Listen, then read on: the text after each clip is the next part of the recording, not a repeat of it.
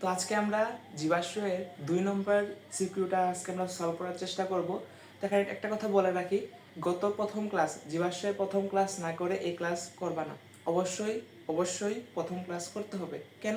কারণ প্রথম ক্লাসে এই সব পুরো বিক্রিয়াটা তোমাদের বোঝানো হয়েছে, তো এই বিক্রিয়া না বুঝে তোমরা এই সিকিউটা বুঝবা না, ঠিক আছে? তো প্রথম ক্লাসটাও আমাদের অবশ্যই করতে হবে। তো আরেকটা কথা বলে রাখি, এটা খুবই দুঃখিত, প্রথম ক্লাসে আমাদের এইটুকু পার্ট আসে নাই ক্যামেরাতে, ঠিক আছে? এটা আমি খেয়াল করি নাই, তার জন্য দুঃখিত। তো কিন্তু আরেকটা ভুল ছিল, এই যে আমাদের এখানে ইথেন থেকে ইথানলে এই যে ফসফরিক অ্যাসিড দেওয়া হয়েছে, এটা আসলে না, এরকম না, এটা হইতেছে ইথিন থেকে হবে। এটা ইথেন থেকে হবে না, ইথিন থেকে হবে। তোমরা এটা একটু সংশোধন করে পারবে। তো এটা একটু ভুল হয়েছে, এটা মুছে দিই। এই যে এটা হবে আমাদের ইথিন থেকে, এই যে ইথিন থেকে ইথানল সৃষ্টি হবে, ইথিন থেকে ইথানল সৃষ্টি হবে, ঠিক আছে? আর বাকি সব কিছু ঠিক আছে। তো আমরা শুরু করি। আমাদের এই আজকের এই ক্লাসটা বেশিক্ষণ লাগবে না, বেশি হলে 10 থেকে 15 মিনিট। গত ক্লাসের মতো 1 ঘন্টা লাগবে না, কারণ গত ক্লাসেই আমরা যেহেতু এই পুরো বিক্রিয়াটা বুঝেছি, কারণ একটু টাইমটা বেশি লাগছে। তো যেহেতু এটা পুরোটা শেষ আমাদের, তো এটা সলভ করতে বেশিক্ষণ টাইম লাগবে না, বেশি হলে 10 থেকে 15 মিনিট। তাহলে শুরু করি। আমাদের 2 নম্বর সৃজনশীলে কি বলছে দেখো, ক্যালসিয়াম কার্বাইড CaC2 সাথে পানি যোগ করছে। দেখো তো ভাই, একটু পরিচিত মনে হয় কিনা? এই দেখো CaC2 পানি, কোন যৌগ সৃষ্টি হয়? ইথাইন। তাইলে এই যে জেড যৌগটা, এই যে জেড যৌগটা, এই যে জেড যৌগটা কি? তাইলে এই যে জেড হইতেছে তাইলে ইথাইন, C2H2 ইথাইন। বুঝা গেল? এরপর দেখো C3H7Br, মানে কি? এটা অ্যালকাইল হ্যালাইড না? তাহলে অ্যালকাইল হ্যালাইডের সাথে সোডিয়াম হাইড্রোক্সাইডের অ্যালকোহলীয় দ্রবণ। তাহলে দেখো তো, এই যে অ্যালকাইল হ্যালাইড, এটার সাথে সোডিয়াম হাইড্রোক্সাইডের অ্যালকোহলীয় দ্রবণ, তাহলে কি সৃষ্টি হয়? ইথিন সৃষ্টি হয়। তাইলে এই যে এই যৌগটা কি হবে? তাইলে এই যৌগটা কি হবে? ইথিন হবে। কয় কার্বনের ইথিন হবে? দেখো তো, আমার 3 কার্বনের অ্যালকাইল হ্যালাইড, তাইলে এই যে অ্যালকিনটা কয় কার্বনের হবে? 3 কার্বনের হবে। তাহলে বলো তো, 3 কার্বনের অ্যালকিনকে আমরা কি বলি? প্রোপিন বলি। 3 কার্বনের অ্যালকিনকে আমরা কি বলি? প্রোপিন বলি। তাহলে এটা হবে CH3CH_CH2, এই যে প্রোপিন, ঠিক আছে? আমি এও চিনে ফেললাম। এরপরে দেখো তো CnH2n, মানে কি? অ্যালকিন। অ্যালকিন, অ্যালকিনের সাথে পানি যোগ করে এই দেখো H3PO4 আছে। দেখো তো, এই যে এই জিনিসটা দেখো, এই যে অ্যালকিন H3PO4, উচ্চ চাপ উচ্চ তাপ, তাহলে কি সৃষ্টি হয়? অ্যালকোহল সৃষ্টি হয়। তাহলে এখানে এই যে পিটা কি? এই পিটা হইতেছে অ্যালকোহল। কই কার্বনের অ্যালকোহল? দেখো এখানে N=3, মানে কি? এটা 3 কার্বনের অ্যালকিন না? মানে কি? প্রোপিন। প্রোপিন থেকে কি সৃষ্টি হবে? প্রোপানল সৃষ্টি হবে। তাহলে এর পিটা কি হবে? প্রোপানল, CH3CH2 এই যে প্রোপানল, ঠিক আছে? তাহলে পি যৌগটা কি? পি যৌগটা হইতেছে প্রোপানল। এরপরে দেখো চারে কি আছে? এটা হইতেছে অ্যালকাইন। চারটা কি? এই চারটা হইতেছে অ্যালকাইন, এই যে অ্যালকাইন, ঠিক আছে?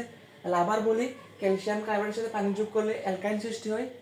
যেহেতু 2 কার্বন আছে, এই কারণে 2 কার্বনের অ্যালকাইন, মানে কি? ইথাইন। আর অ্যালকাইল হ্যালাইড, কয় কার্বনের অ্যালকাইল হ্যালাইড? 3 কার্বন। এটার নাম কি? Propyl bromide.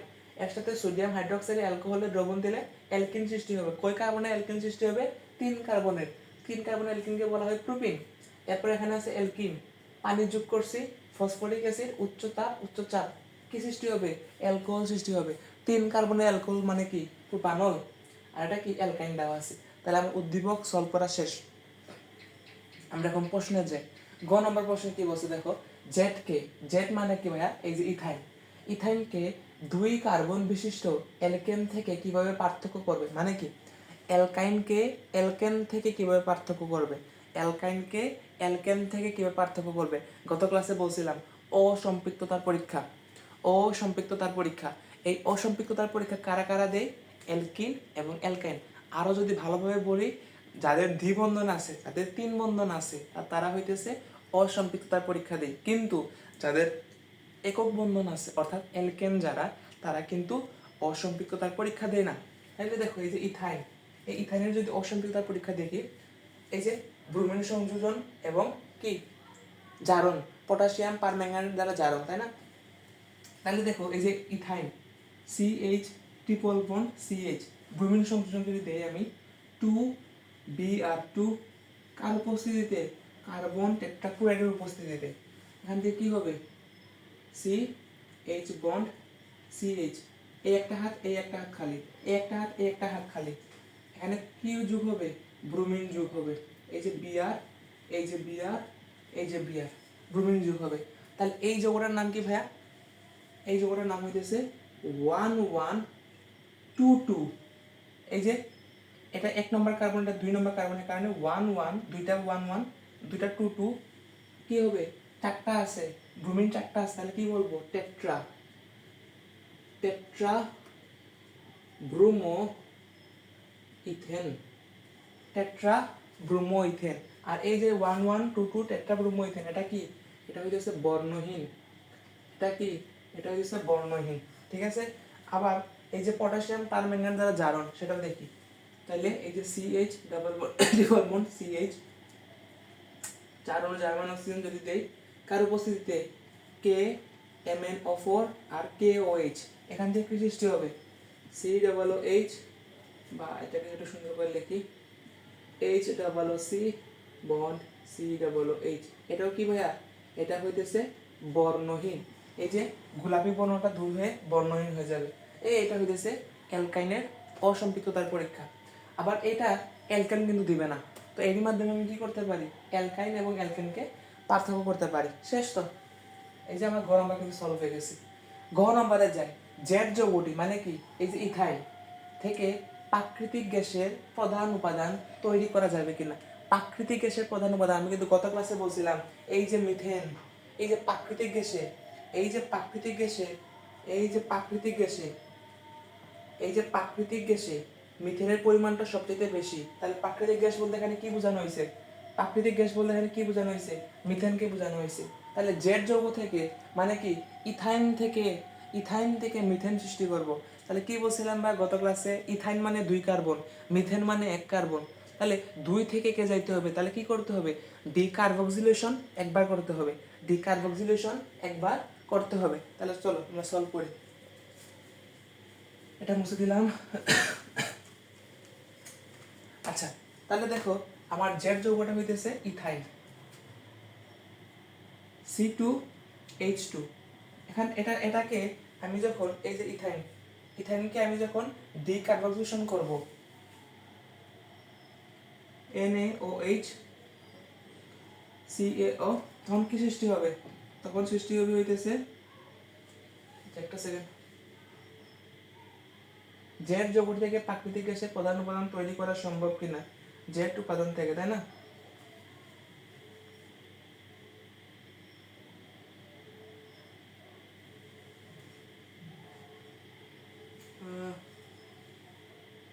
ইথাইন, ও আমি তো ইথাইনকে একটা ভুল করছি, এই যে আমাদের ইথাইন আছে। তাহলে একটা জিনিস দেখো তো ভাইয়া, দেখো আমার ইথাইন থেকে আমার কি সৃষ্টি করতে হবে, মিথেন সৃষ্টি করতে হবে। তাহলে দেখো আমাদের এখানে দেখো, এই দেখো এখানে ইথাইন আছে, এখানে একটা ইথাইন আছে, তো ইথাইন থেকে আমাকে এই যে মিথেনে যাইতে হবে। তাহলে দেখো আমি এইভাবে এই লাইন বরাবর যেতে পারি, ঠিক আছে। আর একটা পথ আছে, দুইটা পথ, এই দেখুন ইথাইন আছে, এইখানে ইথাইন আছে, এই ইথাইন দিয়েও আমি এভাবে যেতে পারি, ঠিক আছে। তুমি দুইভাবে যেতে পারো, ঠিক আছে। তো এটা যেহেতু সহজ, দেখো এখানে কিন্তু বেশি ঘোরাঘুরি করা লাগতেছে, আর এখানে এই সহজভাবে যেতে পারতেছি, তো এটাই করি আমি। ইথাইনকে আমি কি করব,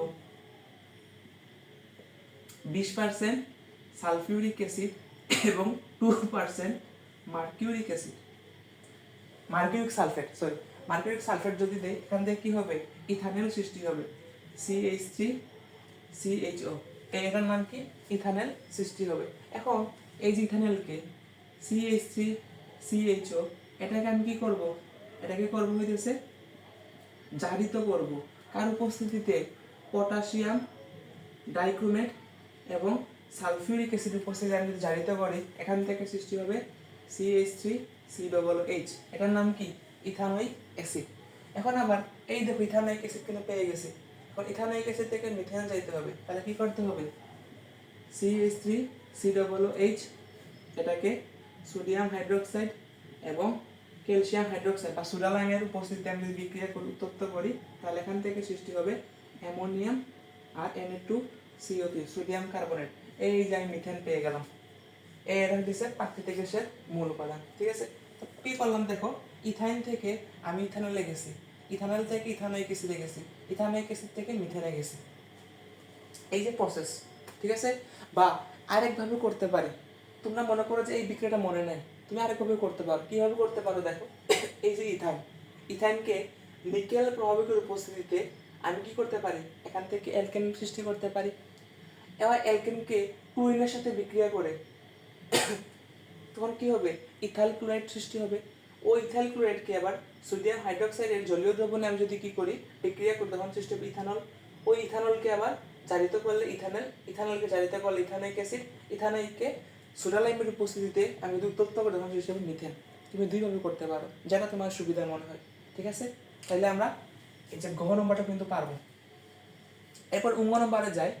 2A, 2 মানে কোনটা, এই যেটা 2A, এ যৌগের জারণ ক্রিয়া সমীকরণ সহ ব্যাখ্যা করো। 2A মানে কি, 2A এ কোনটা, এ হইতেছে যে প্রোপিন, এ হইতেছে প্রোপিন। তাহলে প্রোপিনের জারণ ক্রিয়া সমীকরণ সহ ব্যাখ্যা করো। প্রোপিনের জারণ ক্রিয়া সমীকরণ সহ ব্যাখ্যা করো। এটা মুছে দিই, এটা মুছে ফেলি এখন।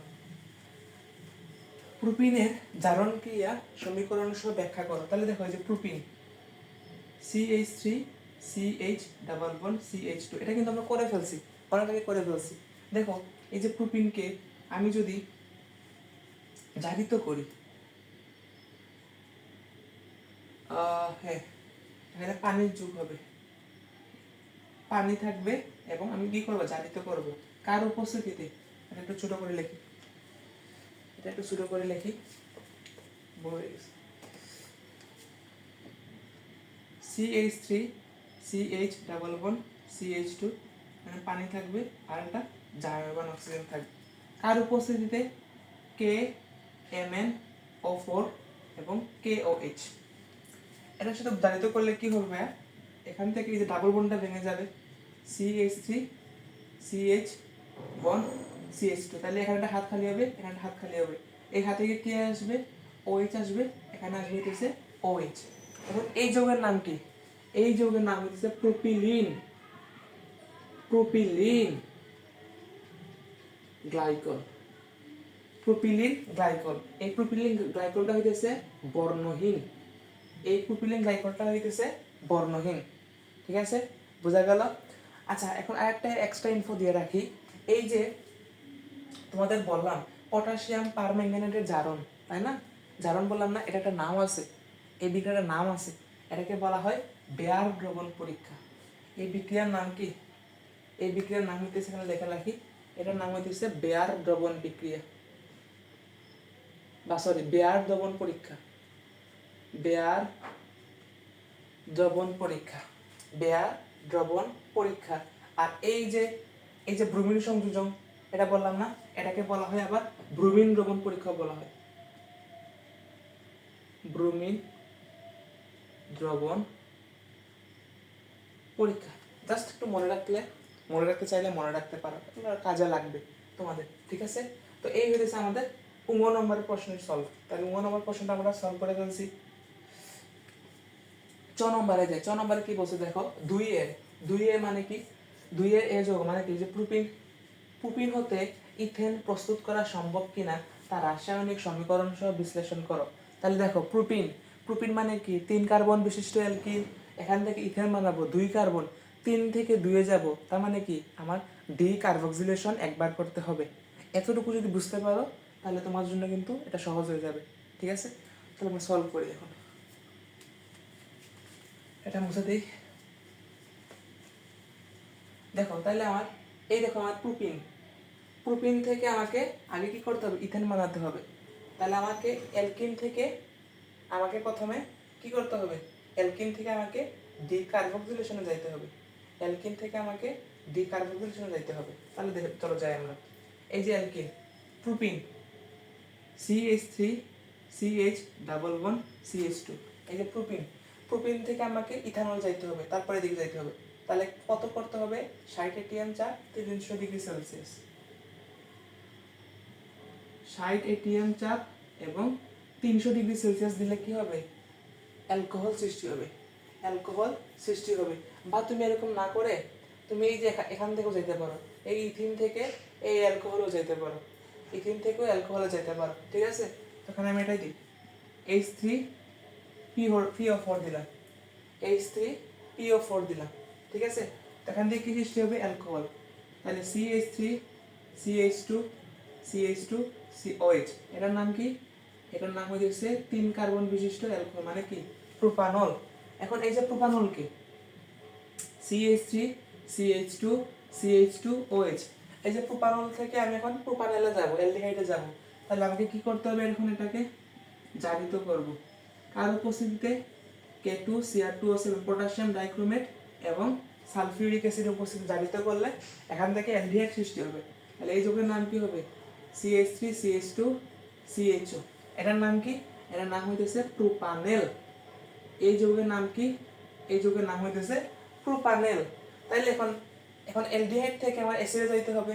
তাইলে এখন এটাকে কি করব, CH3CH2CHO, এটাকে আবার জারিত করতে হবে। কার উপস্থিতিতে, সেম প্রভাবকের উপস্থিতিতে। আর জারিত করলে কি হবে, অ্যাসিড সৃষ্টি হবে। এটার নাম কি হবে, CH3CH2COOH। এই যৌগের নাম কি হবে, এই যৌগের নাম হবে propanoic acid, propanoic acid, propanoic acid. এখন প্রোপানোয়িক অ্যাসিডকে সোডা লাইমের উপস্থিতিতে আমি যদি উত্তপ্ত করি, CH3CH2COOH কে সোডিয়াম হাইড্রোক্সাইড এবং এখানে ক্যালসিয়াম অক্সাইড, এটার সাথে যদি উত্তপ্ত করি, তাহলে কি হবে, এক কার্বন কম অ্যালকেন সৃষ্টি হবে। মানে কি CH3 এই যে 2 কার্বন অ্যালকেন সৃষ্টি হলো, সাথে কি সৃষ্টি হবে, Na2CO3 সোডিয়াম কার্বনেট। তাহলে এই 2 কার্বন অ্যালকেনকে কি বলে, ইথেন বলে। এই 2 কার্বন অ্যালকেনকে কি বলে, ইথেন বলে। এখন প্রশ্ন দেখো তো, 2 এর এ যৌগ মানে কি, এই এটা হইতেছে এ যৌগ, এই যে এটা হইতেছে এ যৌগ, 2 এর এ যৌগ থেকে ইথেন প্রস্তুত সম্ভব কিনা। এই যে আমি ইথেন প্রস্তুত করে ফেলছি। দেখা গেল শুধু আমি কিন্তু এই যে এখান থেকে এভাবে গেছি, এই লাইনটা গেছি, ঠিক আছে। তাই আমার ইথেন কিন্তু সৃষ্টি হয়ে গেছে। কি বলছিলাম, এটা মনে রাখলে এগুলা কোনো ব্যাপারই না, সবগুলোই পারবা, যাই প্রশ্ন করুক। তাহলে আমি 4 নম্বরে কিন্তু সমাধান করে ফেলছি। ছতে যাই, তিনে কোনটা, এই যে 3 হইতেছে প্রোপানল অ্যালকোহল, ঠিক আছে। 3 পি যৌগ থেকে পলিথিনের মনোমার প্রস্তুত করা সম্ভব, বিশ্লেষণ করো। পলিথিনের মনোমার দেখো, এই যে পলিথিনের মনোমার, এই যে পলিথিনের মনোমার কোনটা, পলিথিনের মনোমার কোনটা, ইথিন। পলিথিনের মনোমার কোনটা, ethene, CH2 double bond CH2। পলিথিনের মনোমার বলতে এখানে কি বোঝানো হয়েছে, ইথিনকে বোঝানো হয়েছে। আর এখানে যে প্রাকৃতিক গ্যাস বলতে কাকে বোঝানো হয়েছে, কি বলছিলাম, CH4 মিথেনকে বোঝানো হয়েছে, ঠিক আছে। তাহলে এখন আমাকে প্রোপানল থেকে ইথিন বানাতে হবে, প্রোপানল থেকে ইথিন বানাতে হবে, প্রোপানল থেকে ইথিন বানাতে হবে। তাহলে দেখো আবার চিন্তা করো, প্রোপানলে 3টা কার্বন বিশিষ্ট থাকে আর ইথিনে 2 কার্বন বিশিষ্ট থাকে, 3 থেকে 2 এ যেতে হবে। তাহলে ডিকার্বক্সিলেশন কয়বার করা লাগবে, একবার করা লাগবে। কয়বার করা লাগবে, একবার করা লাগবে। এটা মুছে দিলাম।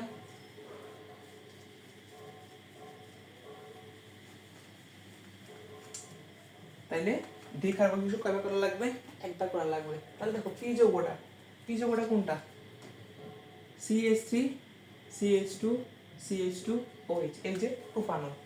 এই প্রোপানল থেকে আমাকে এখন কি বানাতে হবে, ইথিন বানাতে হবে। তাহলে দেখো এই যে অ্যালকোহলকে আমাকে প্রথমে কি করতে হবে, হ্যাঁ, এই যে অ্যালকোহলে আছে, অ্যালকোহল থেকে আমাকে অ্যালডিহাইডে যাইতে হবে, তাহলে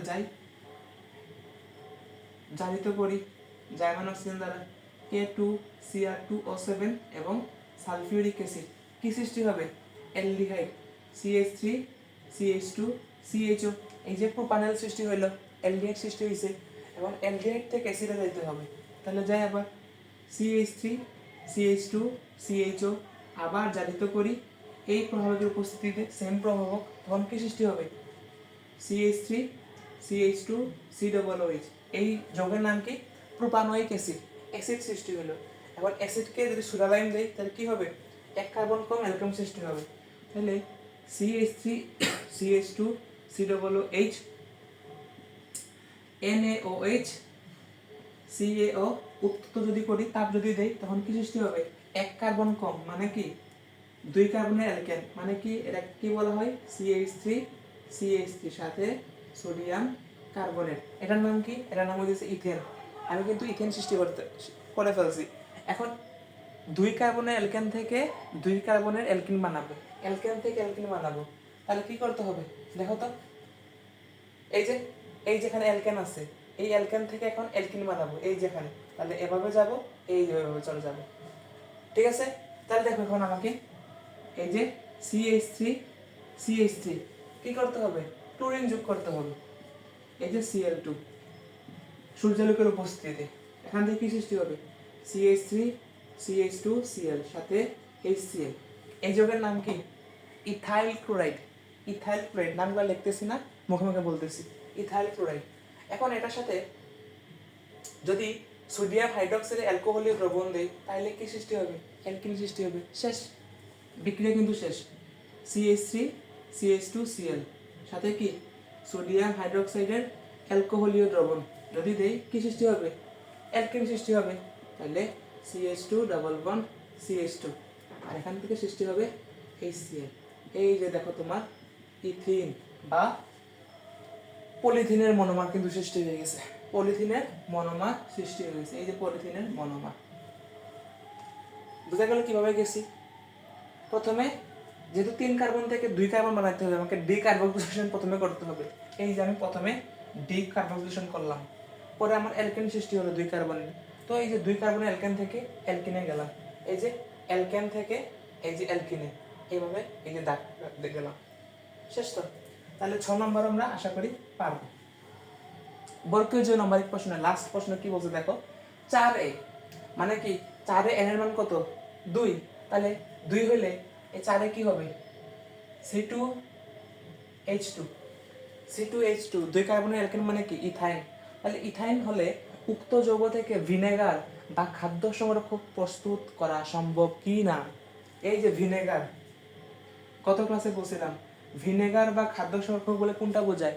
বোঝা হইতেছে ethanoic acid, CH3COOH, ethanoic acid বা অ্যাসিটিক অ্যাসিডকে বোঝায়। ঠিক আছে? তাহলে দেখো এখানে আমাকে কি করতে হবে? ইথাইন থেকে অ্যাসিডে যাইতে হবে, ইথাইন থেকে অ্যাসিডে যাইতে হবে। খুবই সহজ, দেখো এই দেখো ইথাইন, এই দেখো ইথাইন, এই ইথাইন থেকে ইথানোয়িক অ্যাসিড এইভাবে যাইব। ঠিক আছে? এটা হলো একটা নিয়ম। 2 নম্বর নিয়ম কি? 2 নম্বর নিয়ম হইতেছে এই যে ইথাইন, ইথাইন থেকে অ্যালকেনে যাব, অ্যালকেন থেকে ইথাইল ক্লোরাইডে যাব, পরে সোডিয়াম হাইড্রোক্সাইড জলীয় দ্রবণে ইথানল, ইথানল থেকে ইথানল, ইথানল থেকে ইথানোয়িক অ্যাসিড, 2 ভাবে যাইতে পারি। ঠিক আছে? তো আমি এই যে সহজভাবে যাই, এখান থেকে এখানে যাই, তাহলে কি করতে হবে? এটা মুছে দেই।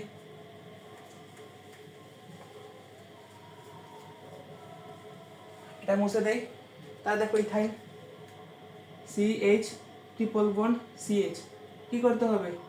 এটাকে যদি আমি H3PO4 এবং কি কত চাপ, 60 ATM চাপ, 60 ATM চাপ এবং 300 ডিগ্রি সেলসিয়াস তাপমাত্রা যদি উত্তপ্ত করি, সরি সরি সরি ভুল হয়ে গেছে, এটা হবে তোমার এই যে ইথাইনকে আমি যদি 20% সালফিউরিক অ্যাসিড এবং 2% মার্কিউরিক সালফেট আমি যদি দেই, এখান থেকে সৃষ্টি হবে ইথানেল CH3CH। এটা এই যৌগের নাম কি? এই যৌগের নাম হচ্ছে ইথানেল। এখন এই যে ইথানেলকে CH3CHO, ইথানেলকে আমি যদি জারিত করি কার উপস্থিতিতে? K2Cr2O7 পটাশিয়াম ডাইক্রোমেট এবং সালফিউরিক অ্যাসিড উপস্থিতিতে আমি যদি জারিত করি, এখান থেকে সৃষ্টি হবে CH3COOH। এই যে তোমার ইথানোয়িক অ্যাসিড বা ভিনেগার বা খাদ্য সংরক্ষক। শেষ ভাই, এগুলো একটু বাংলা কথা একটু লিখে ফেলবা, শেষ, আর কোনো কিছু লাগবে না। তো আশা করি তোমরা বুঝতে পারতেছো। এই আমি বারে বলতেছি, এই বিক্রিয়াটা যদি ভালোভাবে বুঝে থাকো, তোমাকে প্রশ্ন সহজ দেখ, কঠিন দেখ বা মিডিয়াম দেখ, যে করে দেখ, তোমরা সবগুলো আনসার করতে পারবা। এটা শুধু সৃজনশীলের জন্য না, আমাদের MCQর জন্য, সংক্ষিপ্ত প্রশ্নের জন্য একই কথা প্রযোজ্য। ঠিক আছে? MCQর জন্য এই যে আমাদের যে এই যে ছোট ছোট বিক্রিয়াগুলো দিয়ে থাকে। ঠিক আছে? আর দেখো উদ্দীপক চিনার ক্ষেত্রে আমাদের কিন্তু সবগুলা বিক্রিয়া কিন্তু লাগে না। উদ্দীপক চিনার ক্ষেত্রে এই যে আমাদের ক্যালসিয়াম কার্বাইড আর এই যে তোমার যে কার্বন ডাইঅক্সাইডের সাথে হাইড্রোজেন মিলে মিথেন সৃষ্টি করে, এগুলো কিন্তু বেশি দিয়ে থাকে। ঠিক আছে, এগুলো ভালো, সবগুলো বিক্রিয়া কিন্তু ইম্পর্টেন্ট, সবগুলো বিক্রিয়া কিন্তু ইম্পর্টেন্ট, একটাও বাদ দেওয়া যাবে না। পরীক্ষায় ভালো করতে হলে সবগুলো বিক্রিয়া আমাদের মনে রাখতে হবে। তাহলে দেখা হচ্ছে তোমার সাথে নেক্সট পরবর্তী কোন একটা ক্লাসে। ধন্যবাদ সবাই।